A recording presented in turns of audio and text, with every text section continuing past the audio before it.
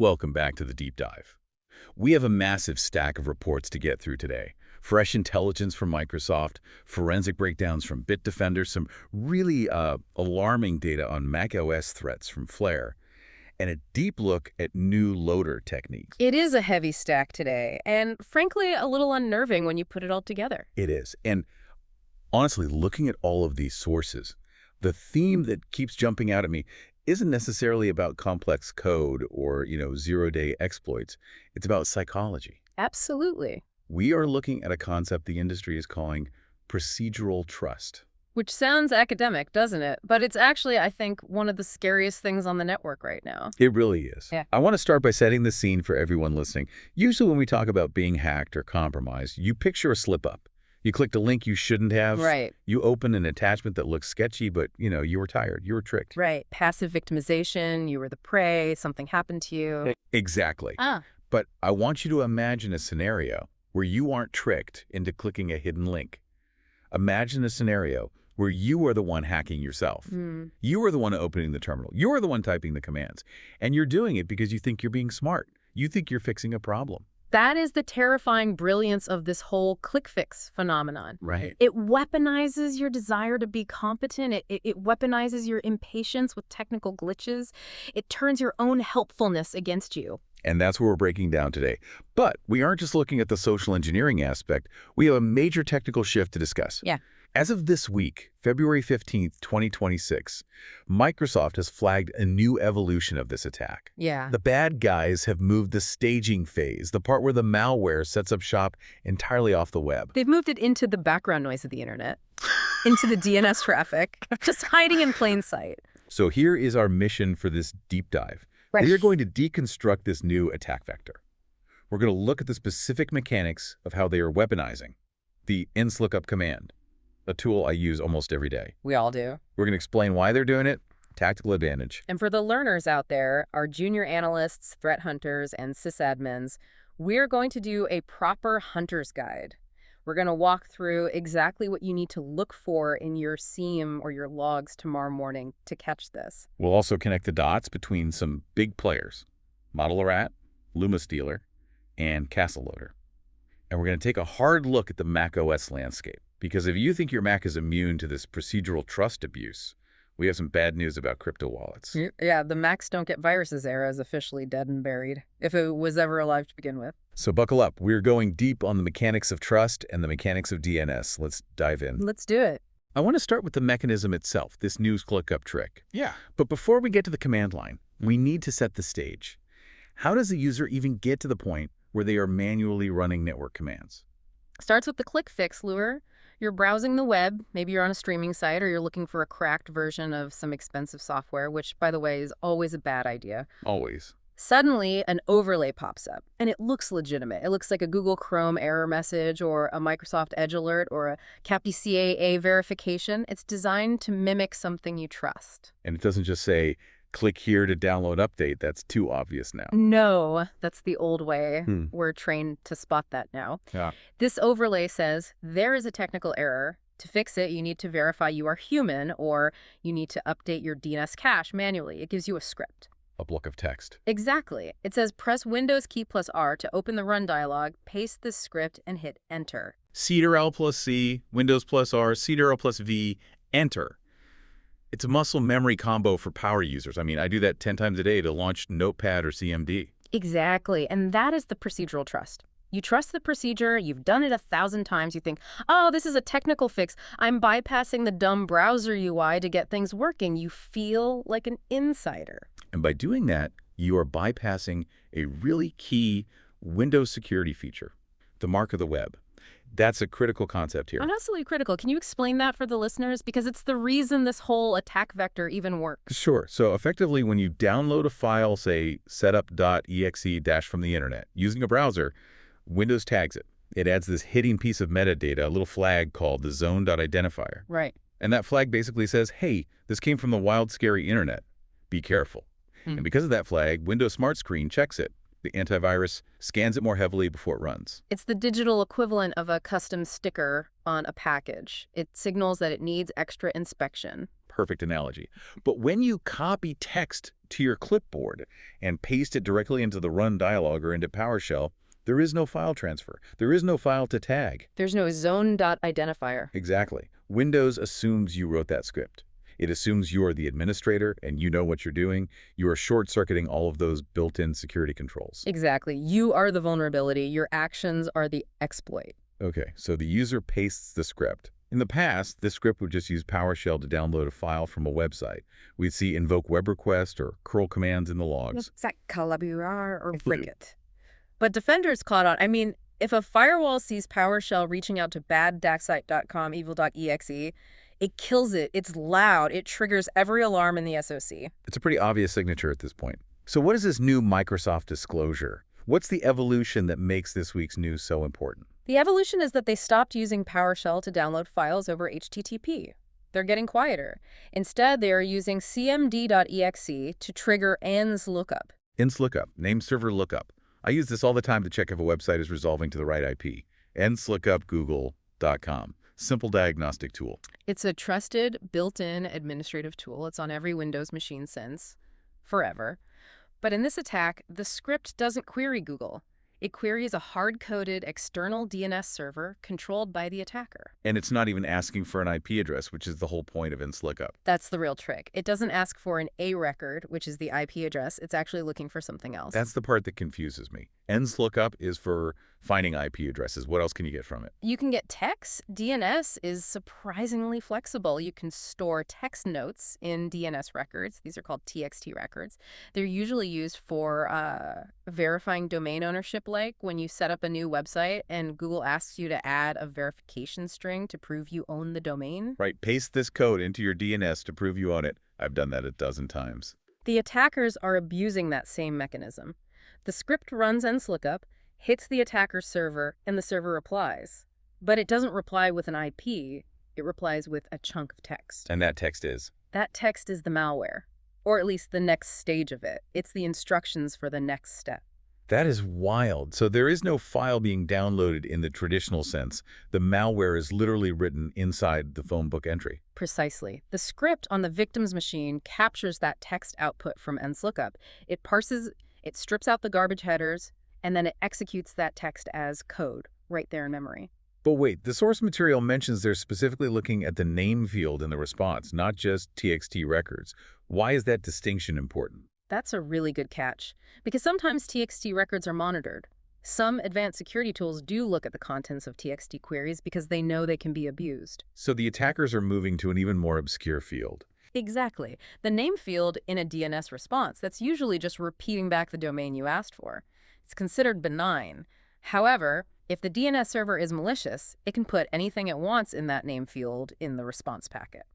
So I asked the malicious server, what's the info for query.bad-site.com?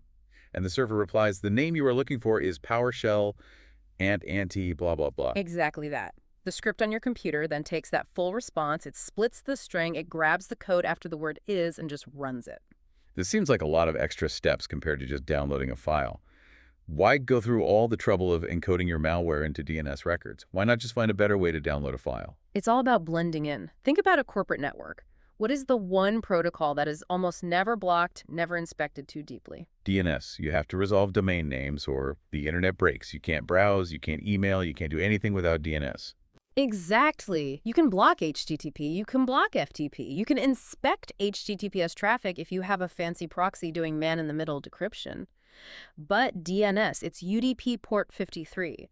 It's a flood of small, fast packets. It's the heartbeat of the network. So it's hiding in plain sight. It's just another drop in the ocean of DNS queries happening every second. It's hiding in the pipes. And most security tools, especially older ones, treat DNS as operational traffic. They aren't looking inside the packet to see if the text response contains a malicious script. They just see a computer asking, where is this domain? And a server saying, here is the info. End of story. There's another layer here that I found fascinating in the report. They call it the validation layer. This isn't just about hiding, it's about choosing the victim very carefully. This is the really smart part of the operation. When you send an HTTP request to download a file, it's a binary transaction. You ask, you receive. It's hard to filter who is asking without giving away that the file is there. But with this custom DNS setup, the attacker can see who is asking before they answer. They see the source IP address of the nslookup request. Right, so let's say the request comes from an IP address range that belongs to Microsoft Security Research or Bitdefender or a known sandbox environment used by analysts. The attacker sees that IP and says, nope, I'm not burning my payload on a researcher. They know they're being watched. Exactly. So they send back a legitimate-looking IP or a NX domain, non-existent domain error. The script on the researcher's machine fails. Nothing happens. The researcher thinks the command just didn't work, or the C2 is down. But if the request comes from a residential IP address in Ohio? Then they serve the real payload in that name field. It allows them to filter their victims before the malware even touches the disk. It's a knock-knock check. If the wrong person answers the door, they just ask for directions and leave. If the right person answers, they invade the house. That is terrifyingly elegant, but we promised our listeners a hunter's guide. If I am a junior analyst or even a sysadmin and I'm hearing this, I'm thinking, great, my logs are full of DNS queries, millions of them. How do I find the needle in this galactic haystack? It's not impossible. It just requires a shift in perspective. If you're sitting at your Splunk, your Sentinel, your Elastic tomorrow, here is your checklist. You need to look for, let's say, 3 or 4 specific anomalies. Let's break it down. Item number 1, what's the biggest giveaway? Non-standard DNS resolvers. This is the biggest indicator by far. In a properly configured corporate environment, your endpoints, the laptops in HR, the desktops in finance, should only be talking to your internal DNS servers. Right. My laptop shouldn't be deciding on its own to talk to some random server in a foreign country to resolve a name. It should talk to the domain controller or whatever server IT is configured. Exactly. The nslookup command in these scripts forces the query to a specific hard-coded IP address controlled by the attacker. So your first hunt query should be search your logs for nslookup.exe execution, where the arguments contain an IP address that is not one of your approved internal or external DNS servers. So if you see a counting PC running nslookup against a random IP in the Netherlands on port 53, that's a huge red flag. Yeah, huge red flag. Unicast DNS traffic to unknown external IPs. Flag it, that's your first lead. Okay, item number 2 on the hunter's checklist. Process lineage. We talk about this a lot in threat hunting, but it's absolutely critical here. Context matters. Who spawned who? What's the parent process? Yes. Ask yourself this simple question. How often does a regular user open cmd.exe and manually run nslookup? Never. I mean, IT admins do it, network engineers, developers might do it, but Sharon in payroll, never going to happen. Exactly. So look for those parent-child relationships in your EDR logs. If you see cmd.exe spawning nslookup, look at the parent of cmd.exe. In this attack, because it comes from the run dialog or a script, the lineage will look weird. It might come directly from explorer.exe. So if you see explorer.exe spawn cmd.exe, which immediately spawns nslookup with a massive, weird-looking string of arguments. That's the signature. That's the pattern you're looking for. Also, look for the pipe symbol in the command line. These scripts often pipe the output of nslookup into another command to execute it. Normal users don't pipe DNS output. Okay, item number 3. This one requires a bit more visibility, maybe packet capture or some kind of deep DNS logging. Right. This is the name pattern. Remember, the payload is in the text of the DNS response. A normal DNS response for a name record is short and simple: server.google.com, mail.yahoo.com. Human readable, short, standard characters. Follows the rules for domain names. These malicious responses, on the other hand, contain code. So first, they are long, very long. Second, they have high entropy, meaning they look like random garbage text, A8F7C9, for 200 characters. Or they contain characters that should never be in a host name, like equal signs for base 64 encoding, or flashes, or quotes. So if you can query your DNS logs for response fields that have an unusually high character count or contain non-standard hostname characters, that's your smoking gun. That is the payload arriving. That's the moment of compromise. And finally, item number 4. This is after the fact, but just as important. Persistence. Once the malware lands, how does it survive a reboot? You mentioned the startup folder. Yes. In this specific Microsoft disclosure regarding the Model Eric campaign, they're going old school. The Windows startup folder. I haven't checked my startup folder since Windows 98. I kind of forgot it was there. And that's why they use it. It's often overlooked in favor of hunting for complex registry keys or WMI subscriptions. In this attack, the malware creates a LNK file, a shortcut, in the user's startup directory. And that shortcut points to what? It points to a VBScript Visual Basic file that the malware dropped somewhere else on the disk. So every time you reboot, Windows kindly sees the shortcut in the startup folder and runs that malicious script for you. It's noisy in the sense that if you look, you'll find it. It's not a deeply hidden persistence method. But for a hunter, that's good news. It's low-hanging fruit. So the actionable advice here is monitor file creation events in %pp datasent, Microsoft Windows Start, menu program startup. Exactly. Set up an alert. If a new $NK or .pbs or any executable file appears in that directory and it wasn't pushed by your IT policy, like through group policy, kill it. Investigate that machine immediately. Okay, we've covered the how and the how to catch it. Now let's talk about who. The report mentions a tale of two chains. We have different bad guys using similar entry points but different backends. Right.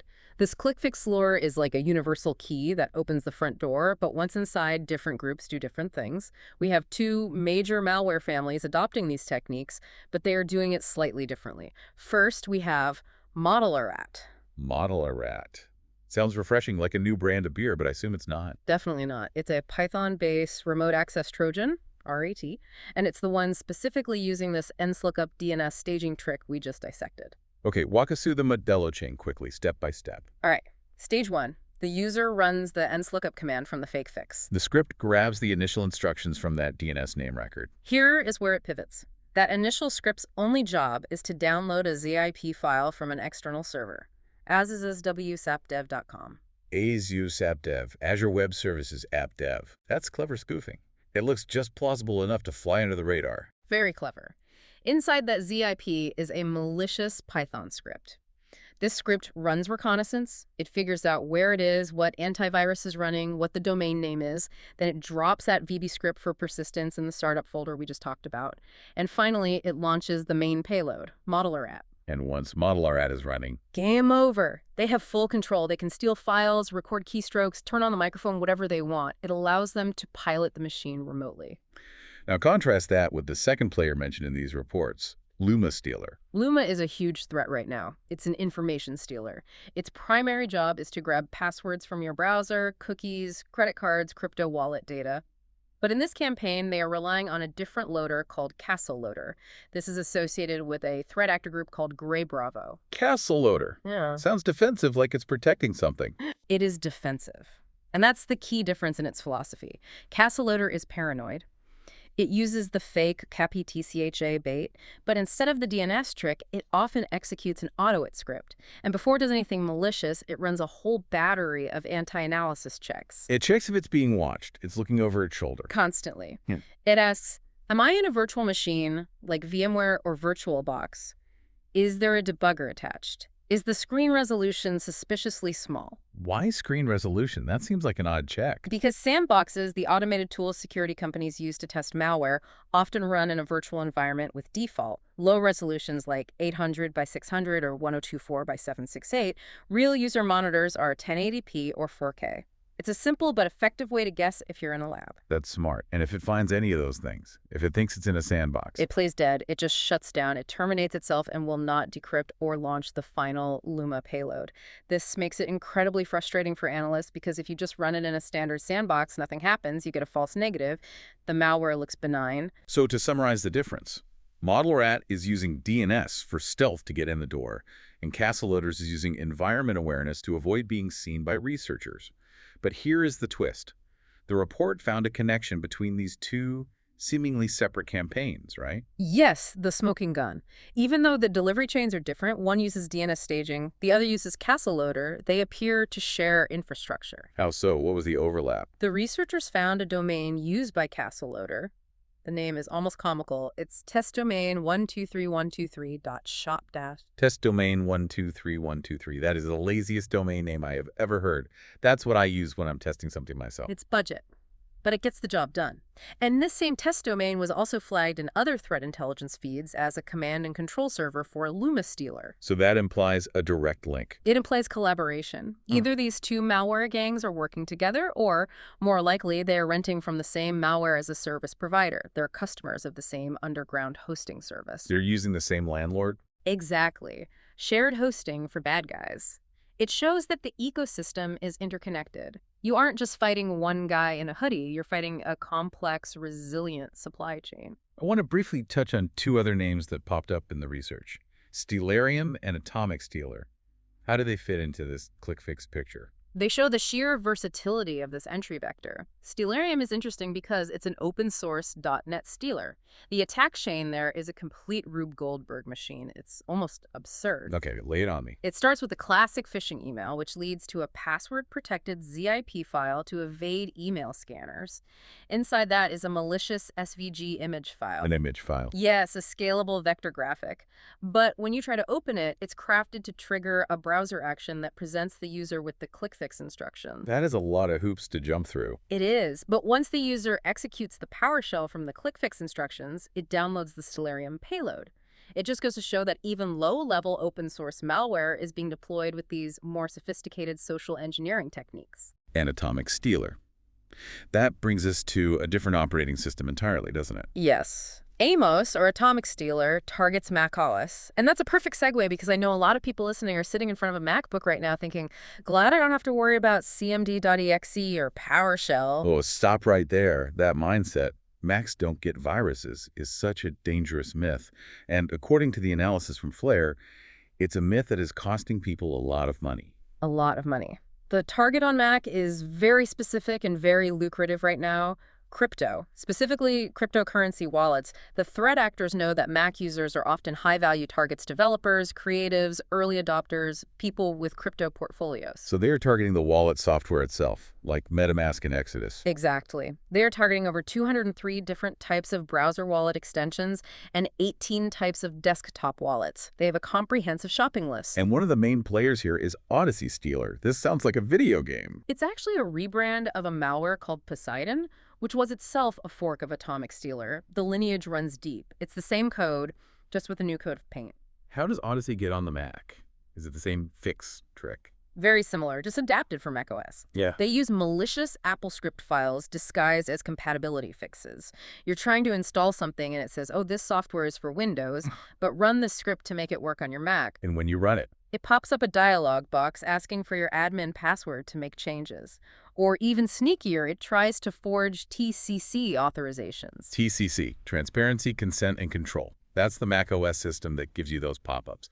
Terminal would like to access your Documents folder. Right. It's the gatekeeper for your private data. The malware tries to trick the user into granting permissions to trusted built-in binaries like terminal or script editor. Once those legitimate tools have permission to read your files, the malware uses them as a proxy to steal your data. It inherits their trust. It's the living off the land concept again, but with Apple's own signed tools. Exactly. Now, remember how we talked about the startup folder on Windows for persistent? Yeah, the DALNK file. A simple but effective trick. On Mac, the technique is different and, frankly, more aggressive. The key place you need to watch is library launch daemons. Launch daemons, the system-wide services. These are XML files that tell the operating system to run a program at startup or on a schedule. Odyssey creates a persistent launch daemon. And here is the kicker. That launch daemon is configured to pull the command and control server every 60 seconds. Every minute? That seems incredibly noisy. Wouldn't that light up network monitoring tools? It does. And that's why monitoring for high-frequency regular beacons is a key hunting technique. But the reason they do it is for real-time control. It ensures they have constant access. And it supports another dangerous capability, SOCKS5 proxying. Break that down for us. What does that mean for the victim? It means they can turn your Mac into a proxy server. They can route their malicious traffic through your computer and your internet connection. So if they are hacking someone else, it looks like the attack is coming from my house, from my IP address. Correct. Or, even more likely, if they want to log into your bank account or your Coinbase account, they route their login attempt through your Mac. The bank sees the request coming from your trusted residential IP address and doesn't trigger a new device or suspicious location alert. That's insidious. So let's recap the persistence hunting. On Windows, watch the startup folder. On Mac, watch library launch daemons and library launch agents. Exactly. Different operating systems, same principle. Find where the malware is hooking itself into the boot process. I want to zoom out one last time. We've looked at the endpoint. We've looked at the malware. Now I want to look at the infrastructure. How are they hosting all this staging material and C2 servers without getting taken down in 5 minutes? They have three main strategies for legitimacy that they're using right now, and they're getting very, very creative. Okay, let's hear them. Strategy 1. Aged domains. There's a spotlight in one of the reports on a domain called A raxelpack.com. Raxel pack. Sounds pretty random. It does, but if you check the history of that domain using a tool like WhoisHistory, you find out it used to be a legitimate online store for safety workwear. The domain's registration history goes all the way back to 2021. So it's a real site with a history. It was. It likely expired, the original owner didn't renew it, and the attacker snatched it up from an auction. But to a security filter, especially one that blocks newly registered domains, it looks fine. It's 5 years old. It has a clean reputation history. It completely bypasses age-based filters. So relying on domain age as a primary safety metric is becoming obsolete. It's certainly less effective than it used to be. You have to combine it with other indicators. Okay, that's clever. What's strategy 2? Legitimate platforms. This is the one that really worries me the most. We are seeing campaigns that use Google Ads that lead to content hosted on legitimate, trusted sites like Claude.ai or Evernote. Wait, they're using Claude, the AI chatbot. How? It's simple. They create a public document or a shared chat artifact on Claude. That document contains the malicious script or the ClickFix instructions. Then they buy a Google ad for a term like macOS Disk Space Analyzer that links directly to that public Claude page. So the user sees a Google ad, which they tend to trust. They click it, and their browser goes to Claude.ai, which has a valid TLS certificate and is a highly reputable domain. And your firewall sees traffic to a known, trusted AI vendor.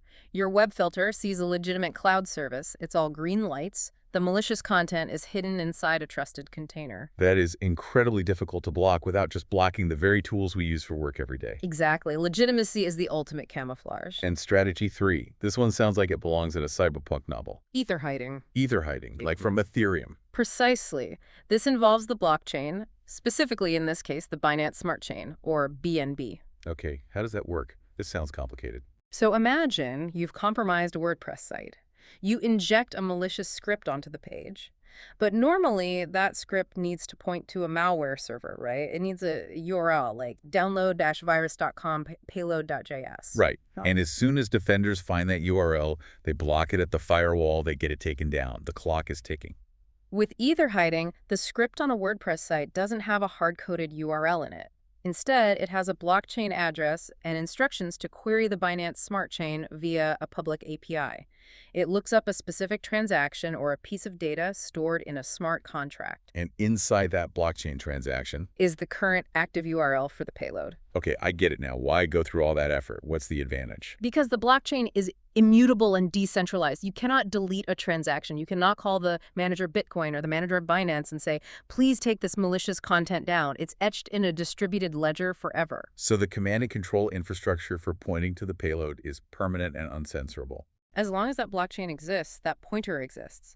They can change the actual payload server every 5 minutes by just making a new transaction, but the method of retrieval, the address book, is untouchable. We have covered a massive amount of ground here, from nslookup staging to Mac launch daemons, paranoid loaders, aged domains, and blockchain hosting.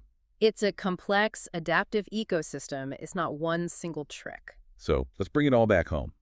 If you are that listener, that analyst, that defender, and your head is spinning a little bit, what are the top 3 takeaways? What should you focus on tomorrow morning? Okay, top 3.